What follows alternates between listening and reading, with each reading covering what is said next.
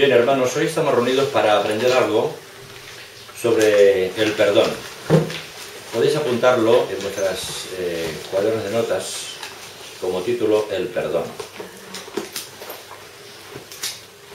El perdón es tan importante que es equivalente a la respiración.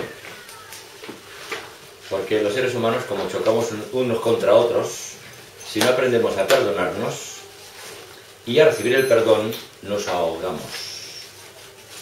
Bien, anotar Salmo 130, versículo 3 y 4. Salmo 130, versículo 3 y 4.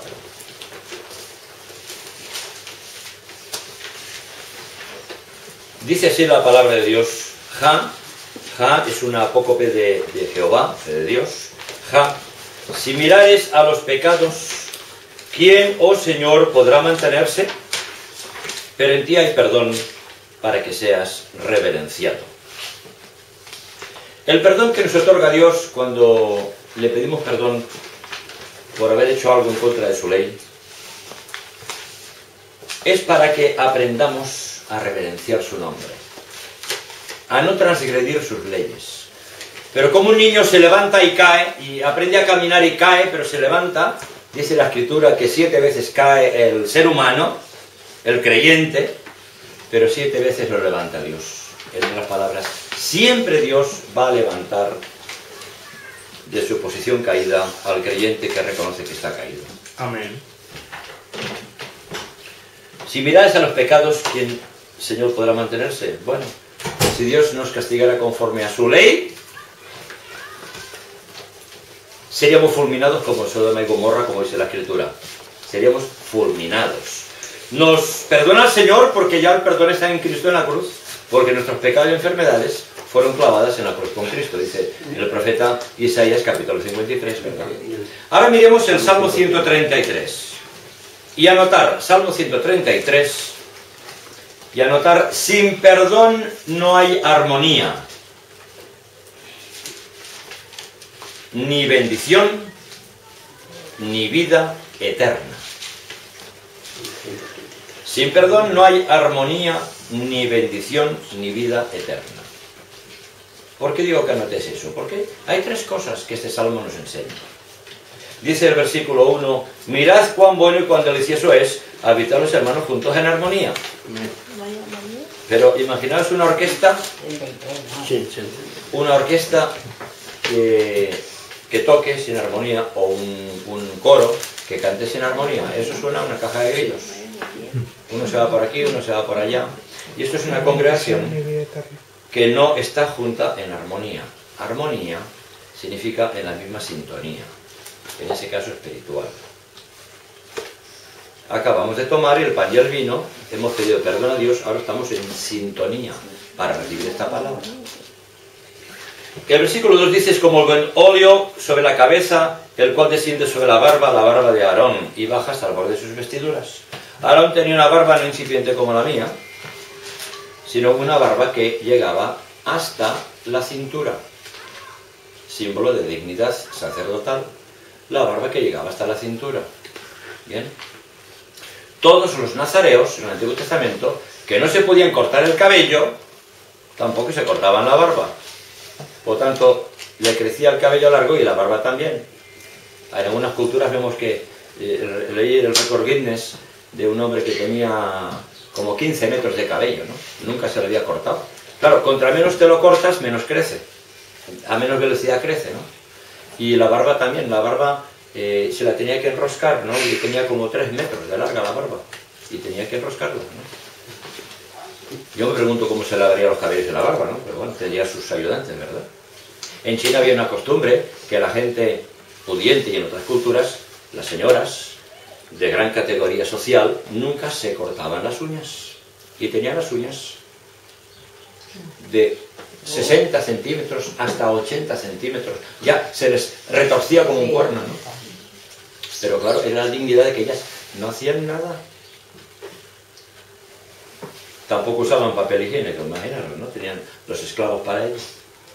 Ni comían, abría la boquita como un bebé y alguien le daba la comida en la boca. Querían beber, le daban allí para beber un vasito. porque era dignidad de que yo no hago nada, soy la señora de la casa. Si tu mujer te lo hacen todo, sí que eres señora de la casa, si no, no. ¿Me entendéis? El contraste de palabras, ¿no? Bien. Versículo 3. Como el rocío de Hermón que desciende sobre los montes de Sión, porque allí envía Jehová bendición y vida eterna. Al igual que en los montes cae el rocío, y ese rocío va goteando de gota en gota los árboles en el suelo y siguen a formar riachuelos. En las Islas Canarias de España hay los montes de el ecosistema que llaman de laurisilva. Son unos árboles especiales que debajo tienen como unas pequeñas piscinitas y otros tipos de árboles, no solamente el laurisilva, que es muy antiguo, ¿verdad? Dicen que es de la edad terciaria, bueno. Pero cuando viene del Océano Atlántico, viene el agua evaporada, o sea, en forma de nube o de neblina, choca contra la montaña alta, pero claro, no contra la montaña, sino contra los árboles, y esos árboles cogen por contraste de temperatura y se comienza a formar gotitas de rocío en sus hojas. Pero claro, cuando hay muchas, cae una gota, clic, debajo de los árboles aquí llueve, porque continuamente está cayendo chorros de agua. Y hicieron ahí unas piscinitas que se conectan por canales, y así los guanches, los primitivos habitantes de estas islas, ya podían tener agua asegurada. Porque aunque sea agua salada, por evaporación solamente es agua, prácticamente destilada, bueno, muy pura, ¿no? Y entonces era agua filtrada, agua de manantial. Eso es lo que nos dice la palabra, que cuando hay realmente armonía, el Espíritu Santo se puede manifestar en una congregación. El Señor es el agua de vida. Por eso dice, allí envía Dios, Jehová, bendición y vida eterna. No solamente los congregados reciben bendiciones de lo alto, todas las bendiciones de Dios, el paquete de bendiciones, sino también vida eterna. No solamente se renueva la vida en nosotros, en Cristo, la vida eterna que nos ha dado, sino la gente que, dice Pablo en 1 Corintios, que está entre vosotros, que no es creyente, viéndola y sintiendo la presencia de Dios, se postrarán sobre su rostro y adorarán a Dios diciendo, aquí está el Señor, aquí está Dios, y se convertirán. Y esto pasa en muchas congregaciones. No hace falta que el pastor o el predicador predique la palabra. Solo con la presencia de Dios las almas son tocadas y se convierten al Señor. Pasamos ahora a notar Hechos capítulo 26. Hechos capítulo 26. Versículo 18. Ahora lo leeremos. Hechos 26, versículo 18. Y anotar. Si no perdonas, no puedes hablar de que hay perdón de pecados porque eres un hipócrita. Si no perdonas, no puedes hablar de que hay perdón de pecados porque eres un hipócrita. En otras palabras, no puedes dar testimonio de Jesús como cristiano. Un hipócrita es un actor. Aparentas, pero no eres. Hechos 26, versículo 18, está hablando Pablo y dice, lo que Dios le habló, no son palabras que Pablo habla porque le da la gana, no. Jesús mismo le dice estas palabras, Jesucristo dice estas palabras. Cuando el Evangelio de Juan se nos dice que hay muchas palabras que enseñó Jesús que no están escritas en ese libro de Juan, esta es una de ellas. No las dijo en vida de Juan o de los apóstoles, las dijo posteriormente por revelación directa a Pablo. Jesús habla desde el cielo a la diestra de Dios y dice a Pablo, Pablo, oye, cuando se le aparece, ¿verdad? Y entre cosas que le explica lo que está escrito en este versículo. Dice, para que abras sus ojos. Y está hablando de los gentiles a quien Pablo es enviado a predicar. Para que abra sus ojos, para que se conviertan de las tinieblas a la luz y de la potestad de Satanás a Dios, para que reciban por la fe que es en mí perdón de pecados y herencia entre los santificados. Amén. Palabras enviadas por el mismo Jesucristo desde el cielo. a Pablo y le dice, para que reciban por la fe que es en mí. No la fe en Pablo, no la fe en la iglesia, no en la fe en un libro, no en la fe en cualquier hombre o mujer, no. Por la fe que es en mí, por la fe que es en Jesucristo. Perdón de pecados y herencia entre los santificados. Por eso, si Pablo tenía que predicar el perdón de pecados, él tenía que aprender a perdonar. Amén. Y en sus epístolas lo dice claramente. He perdonado a este, he perdonado al otro. Porque es la escuela del perdón. Cristo en la cruz que dice, Padre, perdónales porque no saben lo que hacen. Y esas palabras conmueven el corazón endurecido de un centurión romano que era experto en matar. La espada corta de doble filo mataba a diestra y a siniestra, a derecha e izquierda. Eran especialistas en matar, porque trabajaban a los puntos sensibles de muerte del ser humano. Y pasamos por la escuela de entrenamiento de cómo saber matar. Ponerse delante de un soldado romano con la espada corta era muerte. Era muerte. Por eso donde pasaban las legiones romanas arrasaban con todo. Se decía que valía más un soldado romano que 100 de cualquier otros guerreros de cualquier tribu. Porque estaban bajo una disciplina militar férrea. Decía el centurión, formación tortuga. Y a un solo, como un solo hombre, todos hacían ¡rac! Se replegaban y eso era inexpugnable.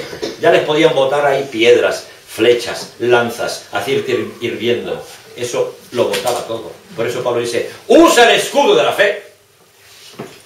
Y cuando la iglesia se protege al enemigo con el escudo de la fe, formación tortuga, avanza, ataca al enemigo, vence y el enemigo no puede tocarlo. Está escrito en la epístola. El enemigo no te puede tocar. Y si te tocas, que has dejado un resquicio en tu vida. Para aprender a tapar ese resquicio. Los romanos eran tan duros. Si no perdonas, no puedes hablar de que hay perdón de pecados, porque eres un hipócrita. Hemos de entrar en la escuela del perdón. Dice la epístola a los hebreos. Por lo que padeció, aprendió la obediencia, Jesús. Amén. Por lo que padeció. Que era fácil oír todos esos milagros por obra de Satanás. ¡Satanás está en ti! ¿Cómo dolería esas palabras a Cristo, no? Cuando en él estaba el Espíritu de verdad, el Espíritu Santo. Y otras cosas, ¿verdad? Eres un comedor, un bebedor. En otras palabras está diciendo, eres un mujeriego, porque esas mujeres que asisten a las fiestas son prostitutas. Comen, beben y luego se acuestan con ellas. Y tú igual que él. ¡Tú igual! Y tus discípulos también. ¿No daría dolor en el corazón de Cristo esas palabras? Por supuesto que sí. Pero aprendió a perdonar. Por eso en la cruz, ¿sabes qué dice? Padre, perdónales porque no saben lo que hacen. Y Pedro coge esa línea y cuando predica dice, ¿no sabías que estabas matando al autor de la vida? Y la gente judía reconoce este hecho y se arrepiente. Pero porque antes alguien hizo de intercesor. Padre, perdónalos. Gloria Porque a no Dios. saben lo que hacen. Vamos ahora a Efesios capítulo 1. Efesios capítulo, anotar, Efesios capítulo 1, versículo 7.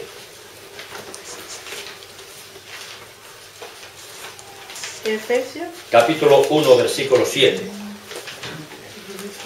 Está hablando de Jesús, por eso dice el versículo 6, en el amado, porque Jesús es el amado, a quien amamos, o como dice el Antiguo Testamento, el deseado de todas las naciones. Efesios capítulo 1, versículo 7. Y dice la Escritura, ¿en quién? O sea, en Jesús, en el amado. ¿En quién? En Jesucristo. Tenemos redención por su sangre, el perdón de pecados según las riquezas de su gracia. Redención por su sangre. La palabra redención nos habla de comprar un esclavo. Redimir un esclavo es comprarlo en el mercado que está a la venta. En esa época, 2000 años antes, se vendía en el mercado como el que vende hoy en día cabras y ovejas, ¿verdad? Y uno podía redimir a ese esclavo, lo compraba por el precio que pedían y luego decía, ahora eres libre. Le doy el libelo de libertad, el papelito de libertad, nadie lo toque más, nadie lo esclavice, este es libre, lo he comprado yo. Esto es redención de pecados, eso es libertar a un esclavo. Amén. Hay una congregación católica muy antigua, del tiempo de las cruzadas, que se llaman los redentoristas, o los mercedarios, que esos se dedicaban a comprar esclavos cristianos caídos en batalla en países musulmanes y luego los libertaban. Los repatriaban, les pagaban el pasaje, ya eres libre, vuelve con tu familia. Bueno, era una forma de expresar esta redención. Dios bendiga a esos hombres que hacían esa labor, y luego mujeres también. Entendían el mensaje del Evangelio. A lo mejor no tendrían toda la doctrina porque no leían la Biblia, pero en la luz que tenían, hicieron lo correcto. Y Dios nos juzgará por la luz que tenemos. Pasamos ahora a Mateo 18.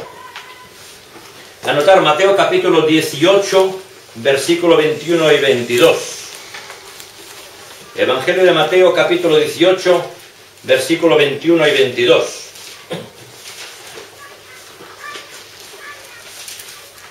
Claro, cuando Jesús les habla a los discípulos, a los apóstoles, pues no les hablaba de forma suave. A veces les hablaba de forma muy dura, pero es que era necesario. Era necesario. Versículo 21 y 22. Capítulo 18 de Mateo. Tú cuando ves una persona que está a borde de un abismo para caerse en un precipicio y no se da cuenta, y va a avanzar para caer, tú que le dices, por favor, ven para aquí, ten misericordia. No, lo agarras, aunque le rompas el brazo, pero lo salvas. A más de uno le ha roto el brazo por rescatarle de la muerte, ya que él se quejó, ¿no? ¡Ay, maldito, me rompiste el brazo! No, que dijo, aunque me rompiste el brazo, te doy las gracias porque me salvaste la vida. Amén. Vale más que te rompan un brazo, pero te salven la vida. Gloria a Dios. ¿Qué dice aquí? Que Pedro, Jesús está hablando y entonces se le acercó Pedro a Jesús y le dice, Señor, ¿cuántas veces perdonaré a mi hermano que peque contra mí? ¿Hasta 7? Pues claro, el 7 es el símbolo de la perfección. O sea, ya, lo máximo que pueda perdonar yo, todas las veces que pueda o que deba. Y Jesús le dijo, no te digo hasta 7, sino aún hasta 70 veces 7. O sea, 70 por 7 son 490. O sea, siempre. Y más allá del límite razonable y prudente que deberías perdonar, tal vez. El que dijo andar a la segunda milla está diciendo, perdona lo imperdonable. Jesús en la cruz perdona lo imperdonable. Perdona nuestros pecados. Seguramente Dios dijo a los ángeles, a ver, ¿quién quiere ir a la tierra a salvar la raza humana? Y posiblemente todos dijeron, a esos depravados, a esos que viven peor que los alimañas. No. Pero dice la Escritura, había un cordero preparado desde antes de la fundación del mundo. Y dijo, Padre, yo voy a ir. Para eso estoy. Para eso estoy. Por tanto, Él perdona lo imperdonable. Lo que yo no había perdón, ¿para qué? Si esto les perdonas, el día siguiente van a hacer lo mismo.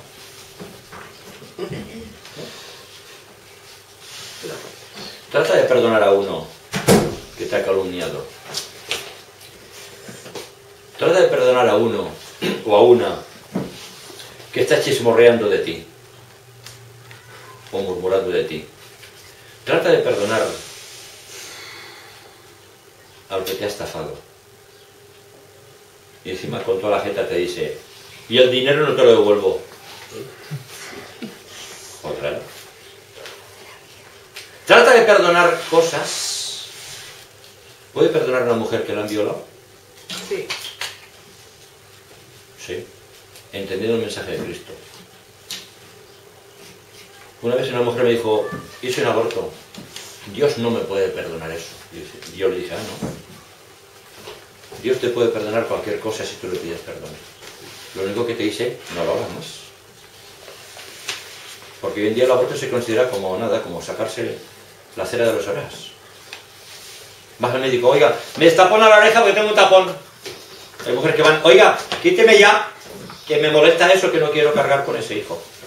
Hace muchos años conocí una mujer, una artista, que me dijo, Yo le hablé de Dios y me dijo, bueno, yo ya he hecho no sé cuántos abortos, no sé, 6 o 7, no sé. Y me dijo, y el médico le ha dicho, señora, no le podemos raspar más ya el útero, porque lo tiene tan delgado como un papel de fumar. Si le hacemos otro legrado o raspado, un aborto, usted se muere. ¿Eh? Dios puede perdonar todo. Cuando me predicaba y un paramilitar me dijo, yo me entrego a Cristo y bien, pero es que Dios no me puede perdonar lo que he hecho. ¿Por qué? Le dije. Porque he bajado a muchos. O sea, he matado. Y mucho significa no 5 ni 10. ¿Bien? El pastor, uno de los pastores en Colombia que tenemos, había sido sicario. Y el sicario cobra por pagar. Por matar. Ay, por matar, perdón. Cobra por matar. Y es un oficio como otro. Y había un reportaje por televisión, porque muchos son muy religiosos, que se encomendaba a una imagen de una virgen ahí de rodillas. ¡Ay, virgencita mía! ¡Que me salga bien el trabajo! ¡Y que nunca me falte! Y le preguntaban a la mamá de ese muchacho joven sicario, ¿y su... no, está trabajando? Hay una película, ¿De eso vivimos? hay una película que llama La Virgen de los Sicarios. Esa era. Ahí lo vi yo, en esa virgen. En la Virgen de los Sicarios, esa película colombiana. Que resalta ese hecho. La persona religiosa, a su manera, a su ídolo, que más le conviene, pero que no me falte el trabajo. Bueno, Dios juzgará a cada uno, ¿no, verdad? Miremos ahora en ese mismo capítulo, el versículos anteriores, Mateo 18, versículos 18 al 20. Porque claro, estas palabras que dice Pedro, no es por casualidad, sino que está como contestando a lo que antes Cristo estaba hablando. Por lo tanto, ese perdón, de siempre perdona, está en el contexto de los versículos anteriores. 18 al 20 dice, de cierto os digo que todo lo que atéis en la tierra será atado en el cielo, y todo lo que desatéis en la tierra será desatado en el cielo. Otra vez os digo, que si dos de vosotros se pusieren de acuerdo en la tierra acerca de cualquiera cosa que pidieren, les será hecho por mi Padre que está en los cielos. Porque donde están 2 o 3 congregados en mi nombre, allí estoy yo en medio de ellos. Claro, y ese versículo lo empleamos para la congregación. Estamos congregados en el nombre de Jesús. Hermanos, gloria a Dios, somos más de 2 o 3. Gloria a Dios. El Señor está en medio de nosotros. Amén. ¿Pero qué exige el Señor? Perdona a tu hermano. Amén. En la congregación, perdona a tu hermano, a tu hermana, si te ha hecho algo. Porque seguro que un día te la va a hacer. Más gorda, más pequeña, pero te la va a hacer. Porque es un ser humano como tú. ¿A ti te gusta que te perdonen, no? A mí me gusta que me perdonen. Claro, si hago algo me gusta que me perdonen. Si no, me siento mal. Voy a la persona que le he ofendido y le pido perdón. Y si no me perdona, me siento mal. Si me perdona, me siento liberado. Pero yo debo hacer lo mismo. Porque al fin y al cabo, esa es la ley de Cristo. Amarás a tu prójimo como a ti mismo. Lo demás son tonterías. ¿Qué dice Pablo en 1 Corintios 13? Puedo tener toda la revelación, puedo cualquier cosa, hacer todos los milagros, tener la fe para todo. Pero si no tengo amor, y para perdonar necesitas amor. Para perdonar necesitas amor. Cuesta mucho perdonar una infidelidad de la pareja.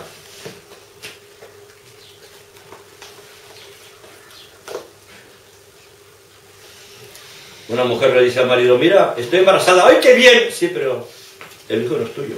Ahí comienzan los problemas. ¿Verdad? Estoy embarazada, ¡ay, qué bien! Sí, pero es que el hijo no es tuyo. ¿Y de quién es? Dice, no lo sé. Eso aún es peor. Pero claro, si es del panadero, bien, ¿no? Del vecino. Pero si no lo sé, ¿qué entiendes?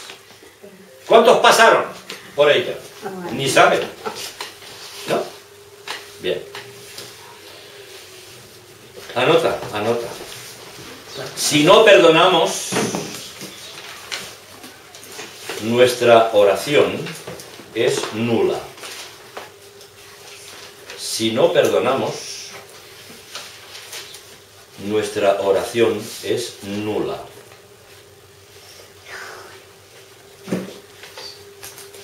Y anota Mateo capítulo 5, versículo 23 y 24. Mateo. Mateo capítulo 5, versículo 23 y 24.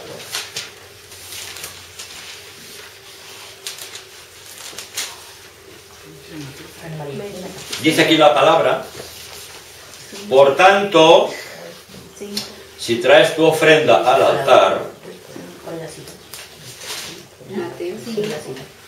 Mateo capítulo 5, versículo 23 y 24.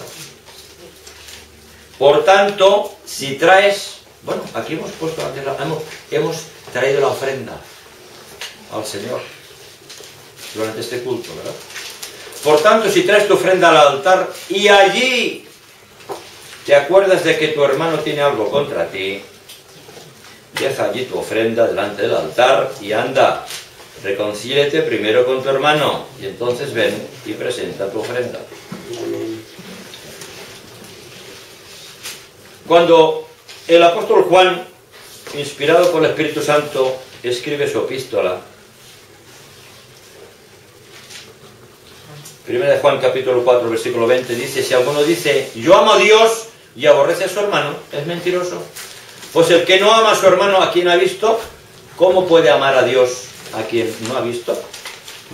Y nosotros tenemos este mandamiento de él: el que ama a Dios, ame también a su hermano. Es un mandamiento, no es una opción. Si me da la gana lo hago, si no, no. Es un mandamiento. ¿Cuál era la cita? 1 de Juan capítulo 4 versículo 20-21. Y después también dice en el capítulo 3 de esta misma epístola, versículos 17 y 18, dice: pero el que tiene bienes de este mundo y ve a su hermano tener necesidad y cierra contra él su corazón, ¿cómo mora el amor de Dios en él? Hijitos míos, no amemos de palabra ni de lengua, sino de hecho y en verdad. Por eso dice en el versículo 22: y cualquiera cosa que pidiéramos, la recibiremos de él, porque guardamos sus mandamientos y hacemos las cosas que son agradables delante de él. Por eso, cuando una oración no es contestada, nos tenemos que cuestionar: ¿cómo está mi vida ante Dios? ¿Obedezco a Dios o soy rebelde a la palabra de Dios? ¿Amo o aquel que me la hizo le guardo rencor? Porque dice la Escritura en 1 Corintios 13, el amor no guarda rencor.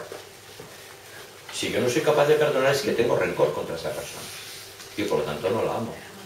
Y si no la perdono, ¿qué pasa con mi vida? Dios no me perdona a mí.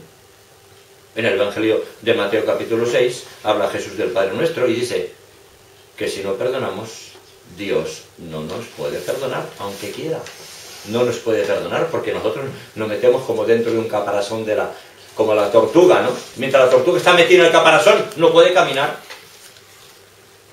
Mientras yo no perdono, me bloqueo, no puedo andar la vida de fe.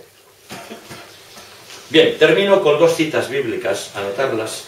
Efesios capítulo 4, versículo 32, y Colosenses capítulo 3, versículo 13. Dice prácticamente lo mismo. Efesios capítulo 4, versículo 32, y Colosenses capítulo 3, versículo 13.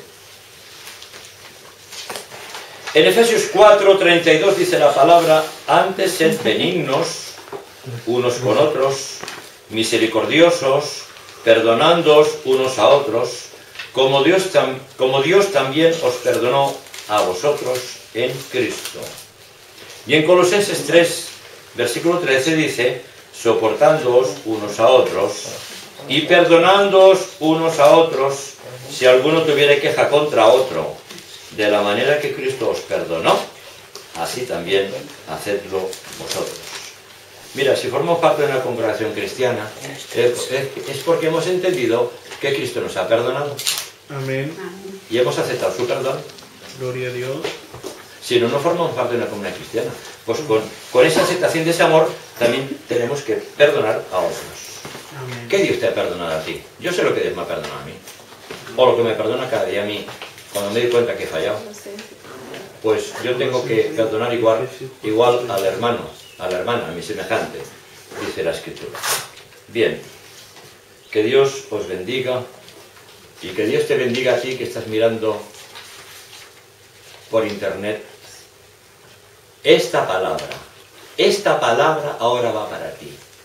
Cristo murió en la cruz por ti, por tus pecados, y resucitó al tercer día, y ascendió a los cielos. Gloria a Dios. El Señor quiere que tú te arrepientas de tus pecados y vivas una vida que le glorifique a Él. Santo. Voy a hacer una oración y yo te digo, abre tu corazón para entender el mensaje de perdón. Dile, Dios mío, perdóname mis pecados. Me arrepiento de ellos. Creo que enviaste a tu Hijo Jesucristo a morir en la cruz por mí. Y Él derramó su sangre para perdonar mis pecados. Acepto este hecho histórico y recibo a Jesucristo como mi Señor y Salvador en este momento. Gloria. Dios te bendiga. Haznos llegar a través de Internet que has tomado hoy la decisión de seguir a Jesucristo. Dios te bendiga.